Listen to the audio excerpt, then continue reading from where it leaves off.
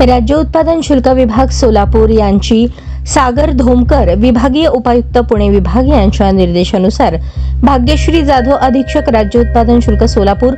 SR Patil उपअधीक्षक राज्य उत्पादन शुल्क सोलापूर यांच्या मार्गदर्शनाखाली 1 एप्रिल ते 22 एप्रिल 2025 या कालावधीत राज्य उत्पादन शुल्क विभाग सोलापूर यांची सोलापूर शहर व जिल्ह्यात केलेल्या अवैध हातभट्टी निर्मिती केंद्रांवर अवैध देशी विदेशी मद्य विक्री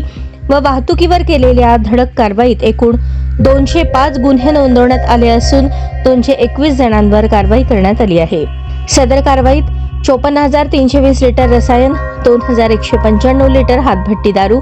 499.19 लिटर देशी मद्य, 498.74 बॅलर लिटर विदेशी मद्य, 90.52 लिटर बियर, 348 लिटर ताडी तसेच 11 वाहनांसह एकूण 40,86,747 रुपयांचा गुन्ह्यातील मुद्देमाल जप्त करण्यात आला आहे. तसेच या विभागाकडून या कालावधीत अवैध मद्य विक्री करणाऱ्या व मद्य पिण्यास परवानगी देणाऱ्या एकूण 89 धाब्यांवर गुन्हे नोंदवण्यात आले असून 137 आरोपींवर कारवाई करण्यात आलेली आहे.